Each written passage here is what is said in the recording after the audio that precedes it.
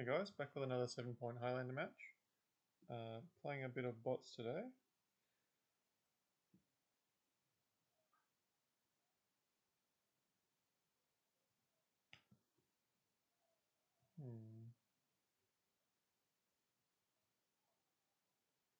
Sand's got kind of nothing going on. Looks like it does stuff, but the Candelabra's not making any excess mana.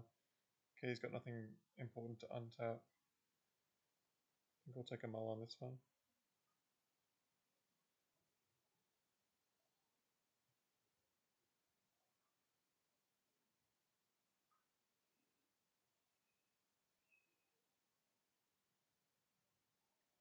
No lander. Yep, see what 5's got for us.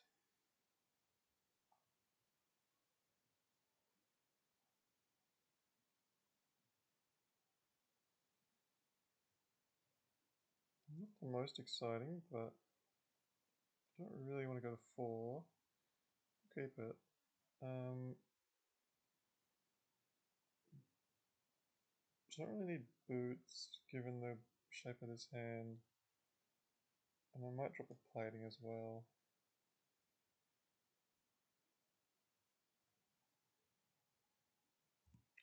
Last I remember, Hill Dwarf was playing Green-Red Stompy, so let's see if they're still on that deck.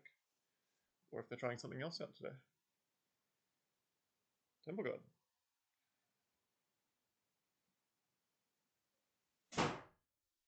Fast.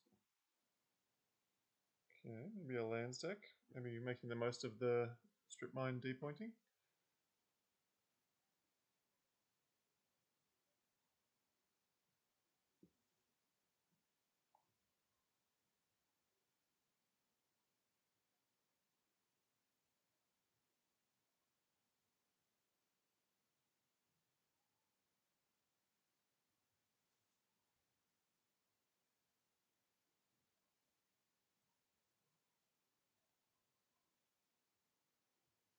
Rumble.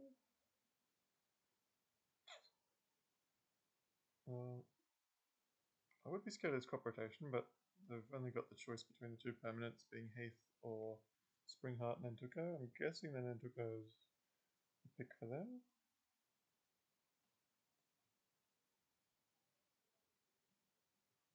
Either way, very impressive start. Hopefully they're... Well, they've only got 2 cards left, so hopefully not too good of a payoff left over. We did draw a land. Let's find out what they got.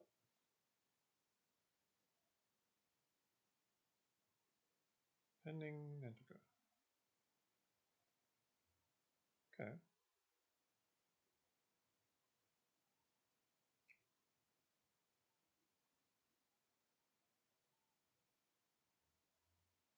Well,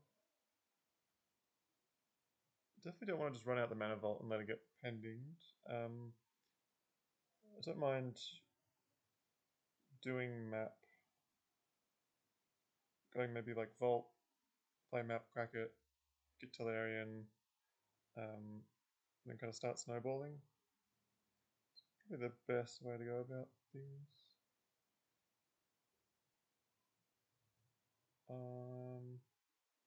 Well, I clicked on map, so that's what we're doing now.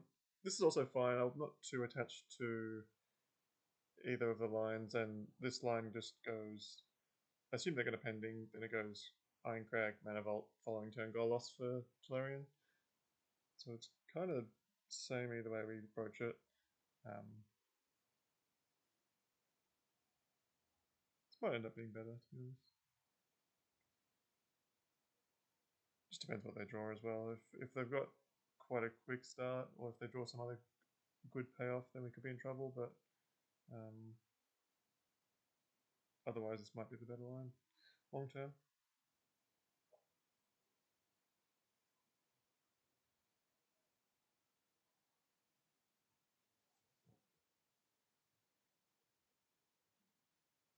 Doesn't have pending, yeah. Didn't see that coming.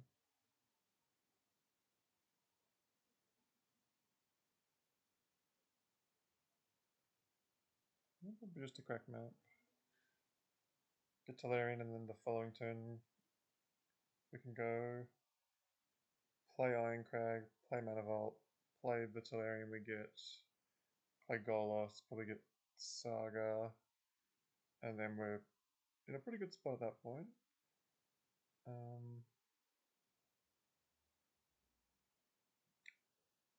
Lands aren't too bad. I'm kind of glad that the Nentoko is only on a spawn, so if they do want to make a spawn or a 1-1, either way is not too scary.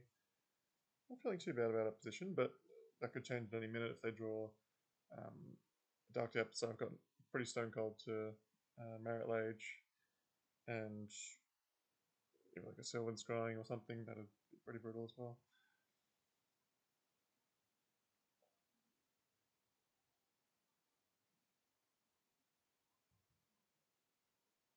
They're doing the spawn more than a 1-1.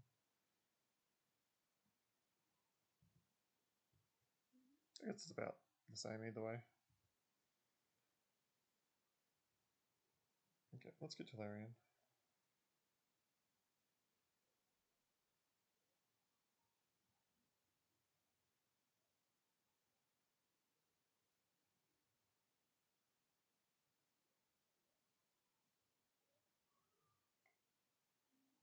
See-through.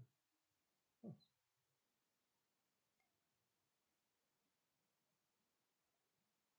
I don't know when Moto decides to do this. I don't know what kind of error causes this, but I actually kind of like the aesthetic of it.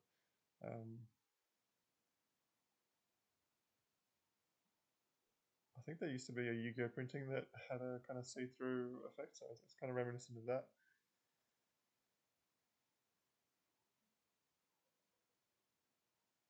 Right, let's stick to the plan. The only other decision point here is with casting Golos, do I want to use the Iron Crag ability to turn it into an equipment? I think I'm going to say no for now.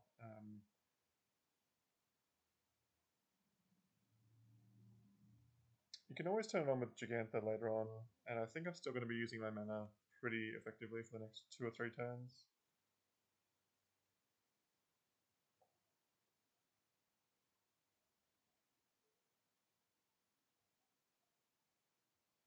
Could even get Inventor's Fair, but I'll stick with the Saga plan for now.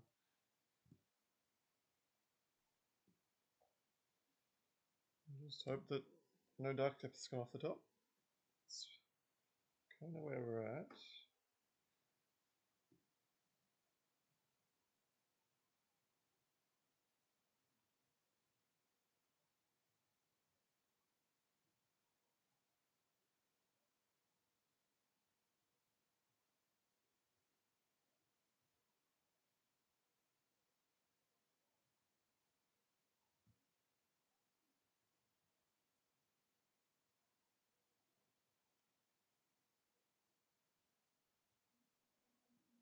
Woodlands?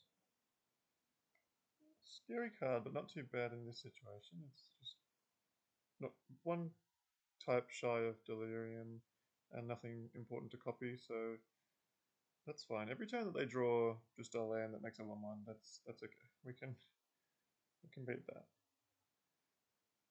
But that's often how it is with these land decks. They have between probably 25 and 30 lands, so they do tend to draw a lot of lands, but they can also just draw a Crucible at any point and start going crazy. So every draw step's a bit of a sweat, but so far so good.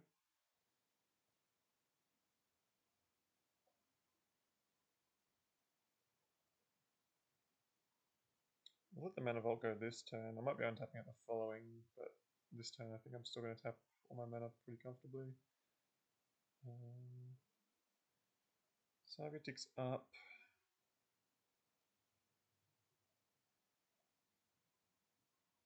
We're just going to put a million power into play pretty much.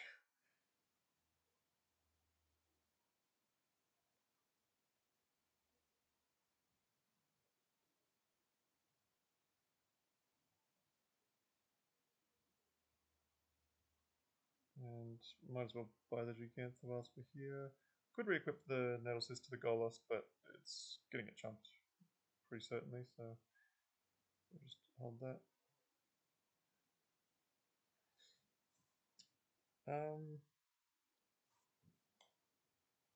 I forget if I main deck Shadow Spear or not. I do main deck Shadow Spear, so if they are able to produce a Dark Depths, I can search up Shadow Spear with the Saga, and just gain.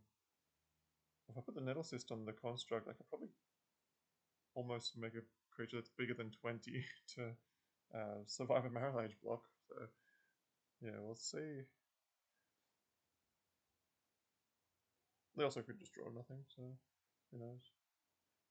Guess they're finally happy to spend their pending on the Nettlecyst. Yep.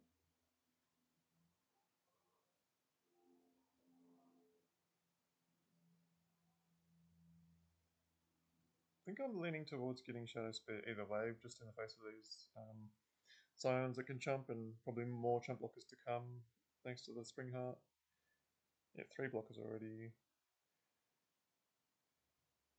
Been quite fortunate they've really just drawn, I guess, 4 unremarkable lands in a row, so I'm pretty lucky not to get, that they're not drawing too much action here. Happy to take 1 here. Again, I think I'm going to use most of my mana this time. Oh yeah, that's good. Let's make a dude.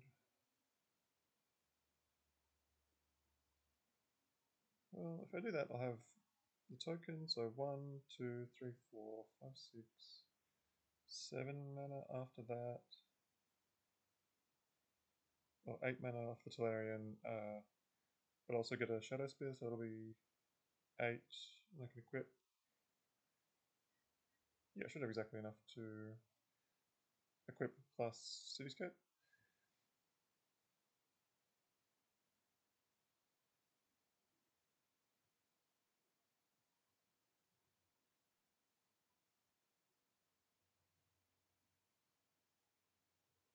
Relic's not bad either.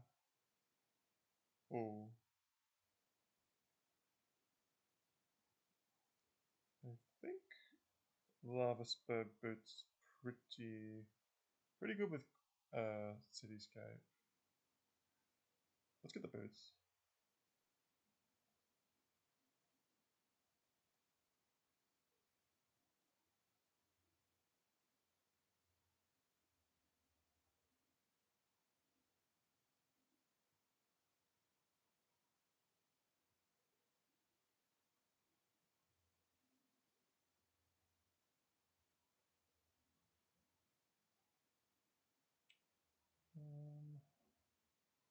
So this is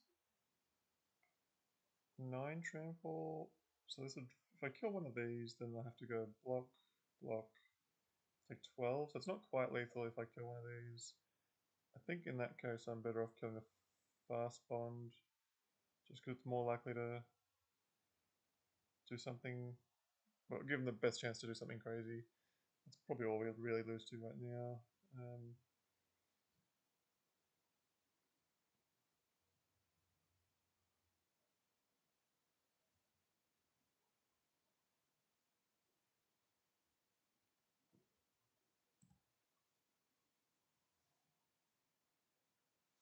Cool. So I guess it's, yeah, Bant, lands, maybe some Nadu stuff going on if there's an Entuko, but I also know lands plays Entuko pretty happily anyway, so I haven't seen the Nadu, but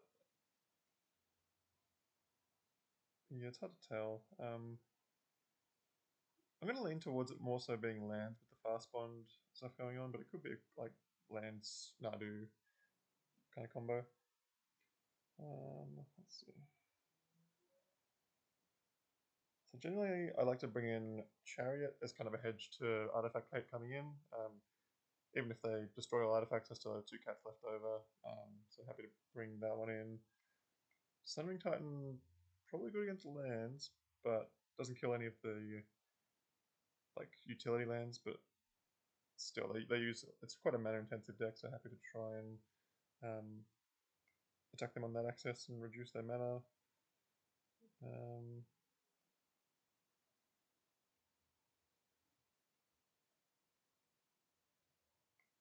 Probably looking at these 6 as ones that I'm interested in. Always just some kind of a maybe. This is good. I do like the Graveyard Hate against Crucibles, Ramonap Excavator, Elvish Reclaimer, all that kind of stuff. Let's start with these 5. What don't we want against a lands deck?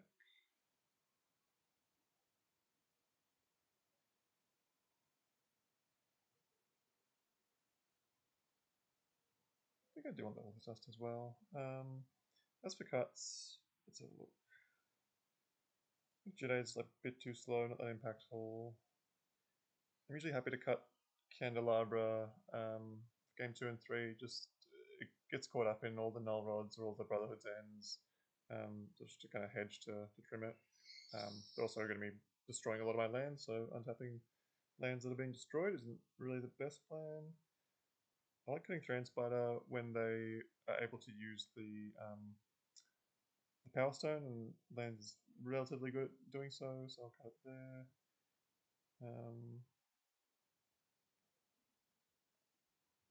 Might just cut the Ugin. Let's cut the Dragon Engine, and we won't mess around with the big destroy all, exile all cards. With that more information, they can be pretty ordinary in a lot of games. So I'm happy to leave them until I get more of a feel for their deck. If they are doing stuff like Field of the Dead, then maybe it's another consideration, or Titania. But that's also not stock or not usually expected out of lands, so we'll just wait for more info. Easy powder hand. Not a bad hand to have Relic. Turn 1 with the Gemstone Cavern already up, ready to activate. Probe for a redraw, and then some okay threats. I think this is fine. Not sure what I'm going to exile. Probably just a probe.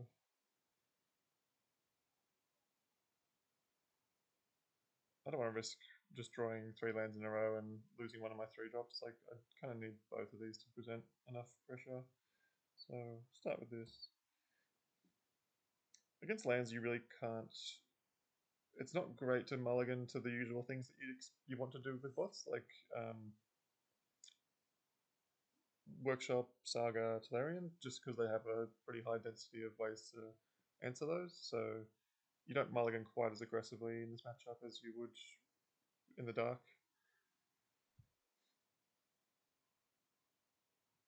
But I could be way off. This could be more Nadu focused than I'm giving it credit for being. Hard to say. I've heard there's a Nadu Walks deck going around, but I haven't seen it yet. They survey a strip mine to the bin. That's a surprise. I think I want to relic it, assuming that they've got some way to get it back. I can't imagine you'd put this in the bin without having a loam or crucible or something to grab it back. Let's get it before it gets us.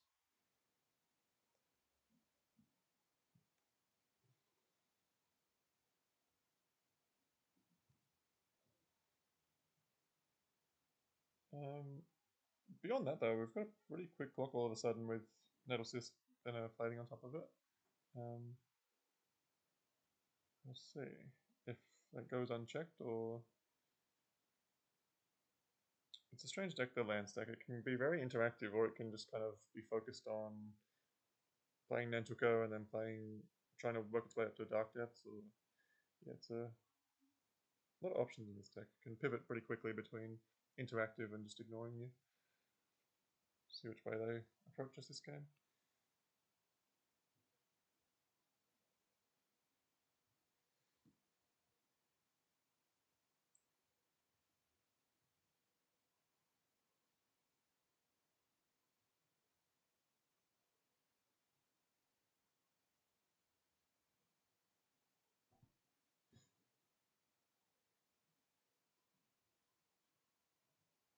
Okay. Not too worried about reclaiming when I've got a relic to keep in check. I'm a little tempted to cycle this relic, but I guess I've already got plenty of action. I don't need to get too impatient. So there we go. It's interesting to see a blue variant of lands. Usually it's always like green-white. To see the blue definitely makes me question what they're up to. I can just kill it here. Or do I want to get some pressure going?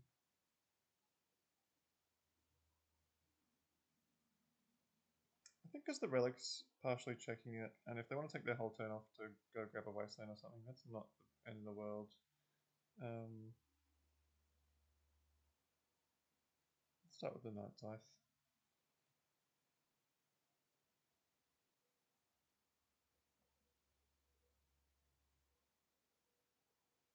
It's very possible with this deck to just cranial plating, equip Night Scythe, attack twice, and that often adds up to lethal. Would be nice to draw some kind of fast mana to really like double spell or just really put it to them. We'll see.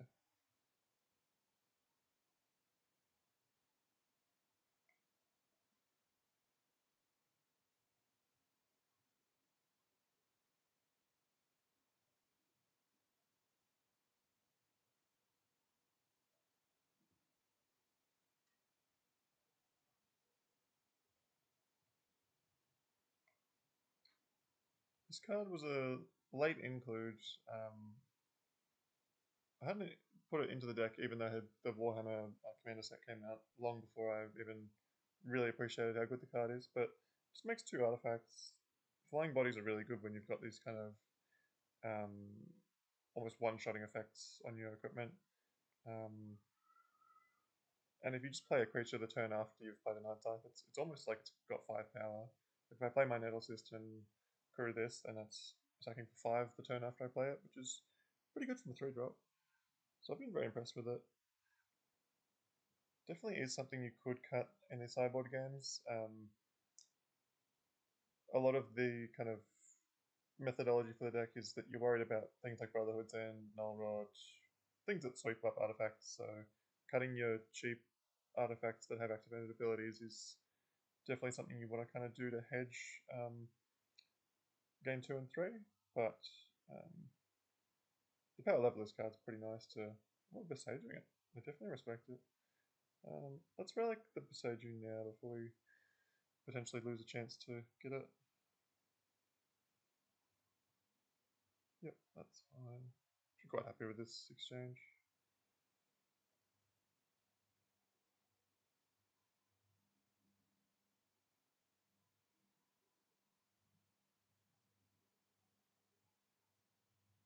And yeah, just being 2 bodies is really nice to not get 2 for 1 when they've got removal.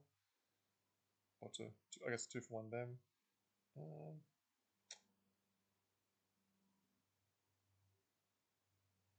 don't think I want to go on the plating plan yet. It's only giving +3 right now. I think I want to just attack with the Necron, play assist, and then next turn we can get a pretty good attack in whilst holding up relic, so seems fine. Them showing the Besaju against my Night Scythe shows that quite a. Well, first thing it shows is they don't have a sideboard card that's going to destroy all artifacts, so that's the good news. And it shows they didn't have a better play, and I don't think the Night Scythe was particularly threatening, so it could be a weakness of their hand that they just wanted to spend their mana that last turn, and that was the best thing they had to do with it.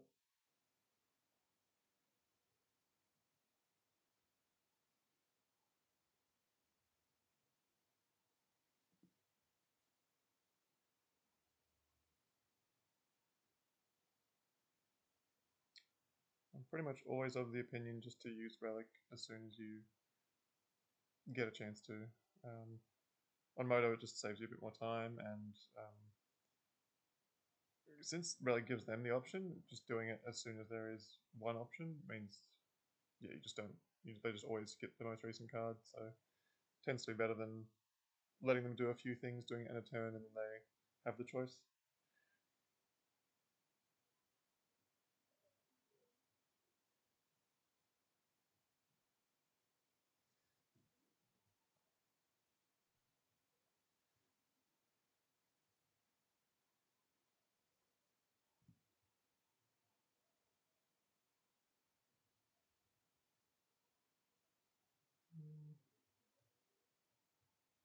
I don't really like myself. I don't know if they play Tarmogoyf, but makes it smaller. I don't really care about my graveyard at all. Get a life. Thank you, Inventor Sphere. Cool. It's extra damage. Play the ball there.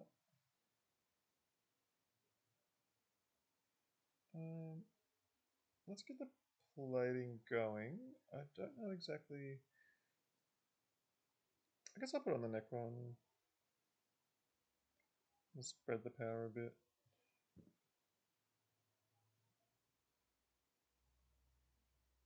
Before you know it, we're attacking for 12, so it's not bad. I assume they got something here. Wow, okay.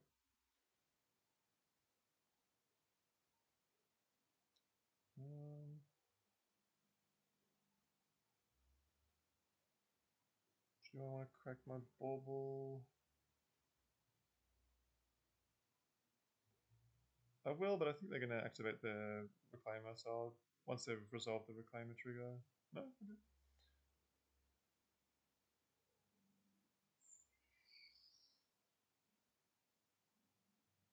Okay. One spell this game. Maybe this Relic's just been backbreaking, but I'm not sure. Their hand, yeah, must just not be coming together. Maybe they need to draw more lands.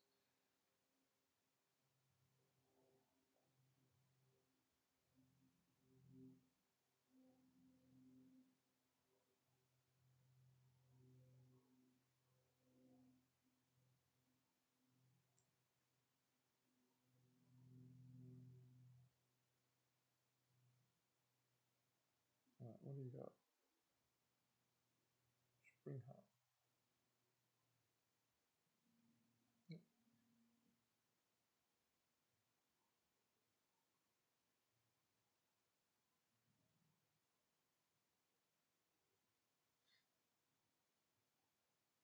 Glacial Cat. Okay.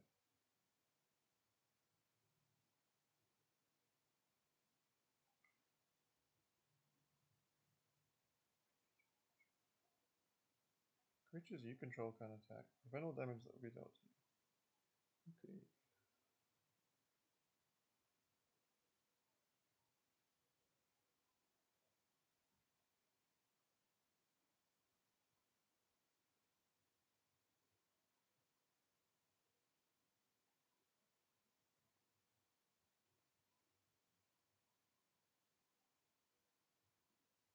I don't really have any great ways to get rid of this, but it's gonna kill him in 2 turns, so it's really gonna only stop 2 combat steps. It's a good one to know about. We'll hold on to Relic.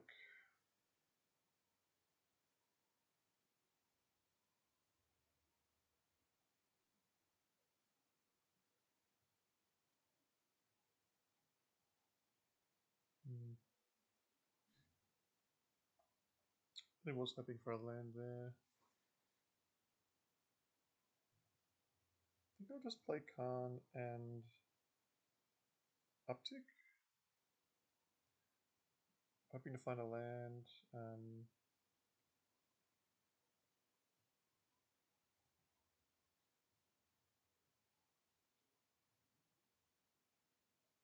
Given they've gone down a land from the glacial chasm, they're really in a pretty rough spot.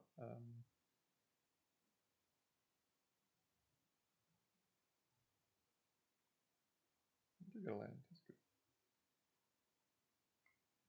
Prevent all damage that would be dealt to you. Okay, it's my turn.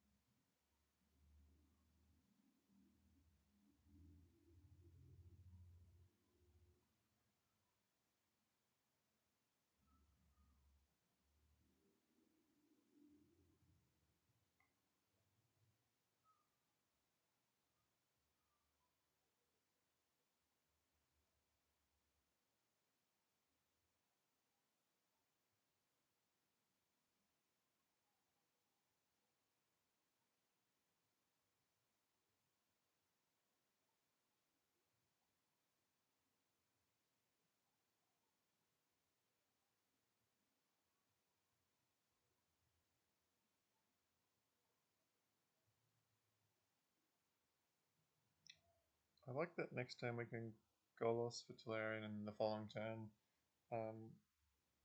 play Cityscape. The good news is that, I mean, generally speaking, the weakest thing that we are kind of susceptible to is the Dark Depths Marrowlage. But the incremental life gain from the Inventor Sphere is actually quite nice to mean that we can cop 2 hits from it without dying, so feeling pretty good.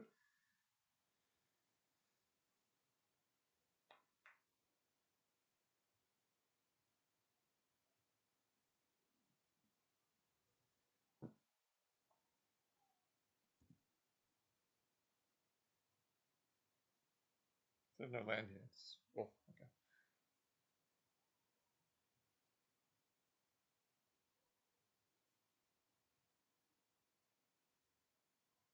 I'm not sure what their hand is, but it's really not seeming to have come together how they wanted, so it's good for us, but not so good for them.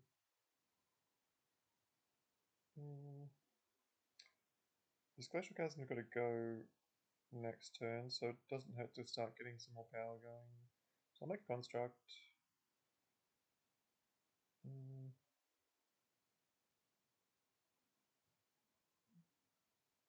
I'll play the Grim Monolith first, and then play the Golos, just to hold up the Relic. It's probably not a big deal either way, but there's definitely lines where things go wrong if I don't, like if they do Fast Bond, Zernorb, Crucible, Relic can stop that kind of stuff. But it would be hard to imagine how they could put all that together.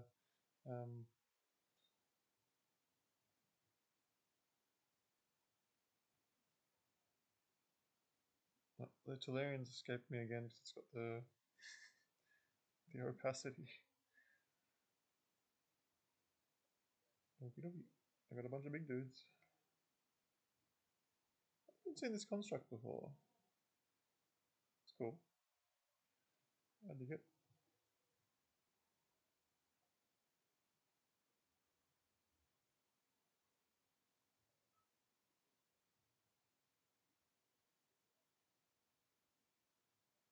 This matchup can be pretty rough.